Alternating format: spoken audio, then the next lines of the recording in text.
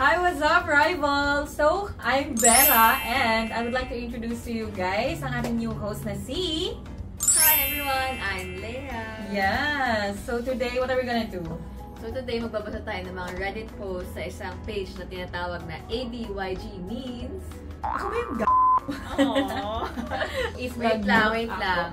Makalimutan natin. Oo nga Meron pala. tayo ngayon Thai snack. Sabihin namin from Yes. our latest trip from Thailand. So, Yes. dahil crunchy ang mga pag-uusapan natin. Kailangan crunchy din ang snacks natin. Ayan, go mo na yan. So, babasahin ko na ABYG if nag-know ako agad. Or, ako ba yung nag-know ako agad? For context, I, female, 28 years old, visit my parents who live abroad ang taray. So, every Christmas, alam ng relatives daw niya na nag-travels siya to visit her family. And they have this notion na because lagi siyang nag-out of the country, Yes. yearly, Wow. akala nila na sobrang yaman na daw ni Ate Baby Girl. Ate Baby Girl! So, one time daw, tumawag yung tito niya out of nowhere and hindi daw sila close ha. Nag-ask siya, ipupunta ba daw siya sa mom ni Ate Girl. Yes. And sabi niya, of course. Tapos sabi niya, pag uwi daw ni Baby Girl, bilhan daw niya ng sapatos si Pinsan number 1 at Ay, Apple buka. Watch si Pinsan number 2. Ang sarap mo na maging pinsan. O, diba? So, sabi naman ni Ate Girl, akala ko mga pasabay yung sinabi niya, which I don't really mind, no?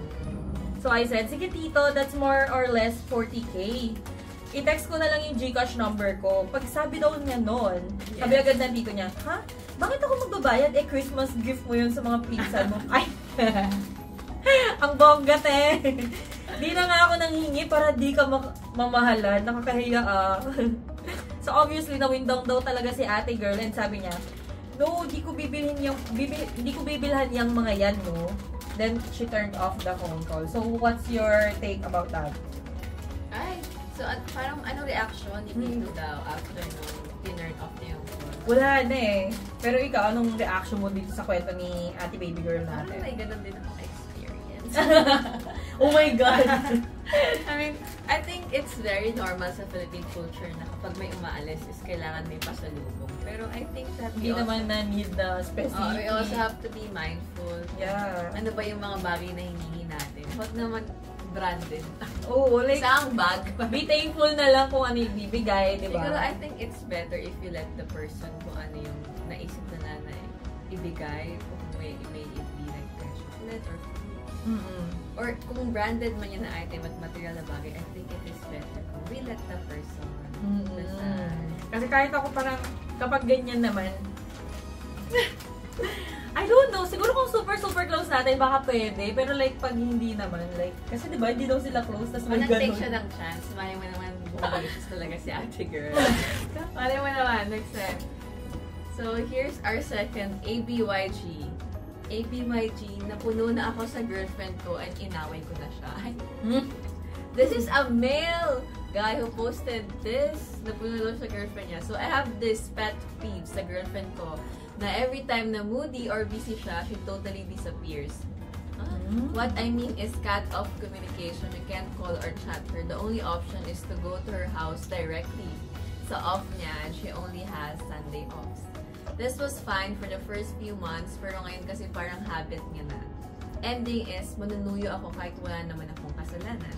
And I guess I got fed up. I told her specifically out of the blue na magre-reply ka lang kahit update mo man lang ako sa ginawa mo. Anong klaseng girlfriend ka? Ay. And then like an idiot, I said sorry afterwards saying na nadala lang ako. It's gonna be a week na without communication. This is really bothering me. ABYG sa sinabi ko. So ako ulit yung mag-sorry at lalapit ba? So, yun. Edit. Salamat po sa chat slap. Naniwalagan ng, ay, parang binash siya after post. I think communication is the number one key for our relationship to grow.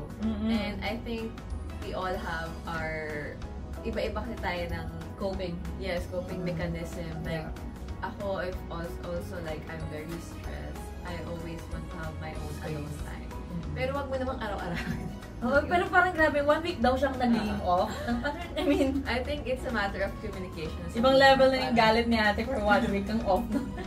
Like, no communication. Ang hirap naman naman natin alam. Baka naman kasi she doesn't feel safe pag nag-open siya ng mga sentiments niya sa baka guy. nga. Or natakot siya na baka pag sinabi niya, hindi maintindihan ni guy. Pero at the end of the day, paano naman niya malalaman kung hindi talaga nila pinag-uusapan? Ayun na nga. Bakit naman kasi avoided? Anong level yan? Baka ang love Anong steps nyo niyan? Anong next steps ang niyan? love language na is avoid. Okay, let's continue to the next Reddit. Palit muna tayo, sister.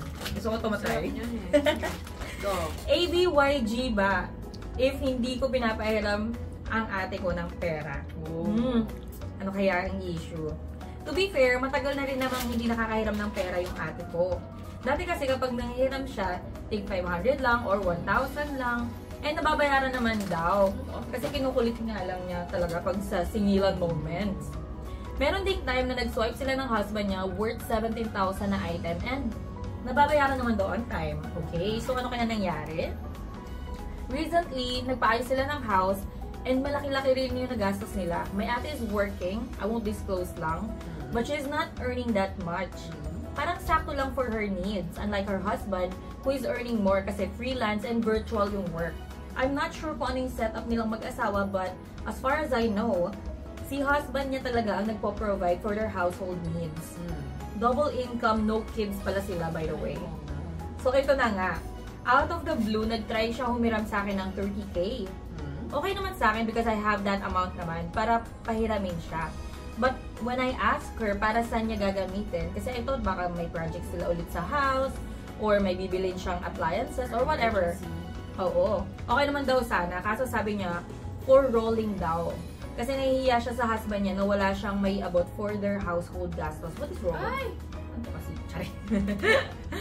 Sa isip ko naman, paano niya ako mababayar? Kasi this means, if wala siyang may abot na money sa husband niya, meaning negative yung income niya ngayon. That's why napaisip ako and nagbigay ako ng unsolicited advice na hindi goods mangutang to roll lang yung money. Yes. Kasi ibig sabihin nun, mangungutang siya ulit sa iba para mabayaran. Oo nga naman. Yeah, yung another utang. Yes. Okay. Mind you, when I also asked if alam ba ng husband niya na mangungutang siya, sabi niya, hindi kasi ayaw daw ng husband niya na may utang sila. Which is good mindset naman. Isa pang nakapag-change ng mind ko is, nalaman ko din na parati siyang nangihiram kay mama na hindi niya rin nababayaran. So medyo pinagalitan ko si mama kasi tinotolerate niya yung ganong klaseng behavior ni ate. Minsan naawa na din ako kasi naawa ko sa kanya kasi ang liit lang naman talaga ng sweldo niya. Kumbaga Call of Duty talaga, but siya nag-stay sa ganyang klaseng work. Kaya lang sobrang taas din kasi ng lifestyle. Halos di mabitawan mga luho sa katawan, hindi makapag low-key, so parang gala ng gala, no? Dapat parating girl. Yeah. Dapat daw laging may popost sa stock, man. Kaya ako tong madaming ang savings, pero needs lang talaga yung pinagagastusan ko. Okay lang naman sa kanya na hindi ko siya pahiramin. Sinabi niya lang, napapagod na daw siya sa life niya ngayon. I left her with slightly long financial advice, then hindi niya na in-acknowledge. Then, that was almost 3 weeks ago and hindi na siya nagchat-chat or nagpaparamdam ngayon. So, ako ba yung gago kasi merong means naman sana na may maipaharam ko siya pero hindi niya daw ginawa. So, tingin mo siya for that. I think no.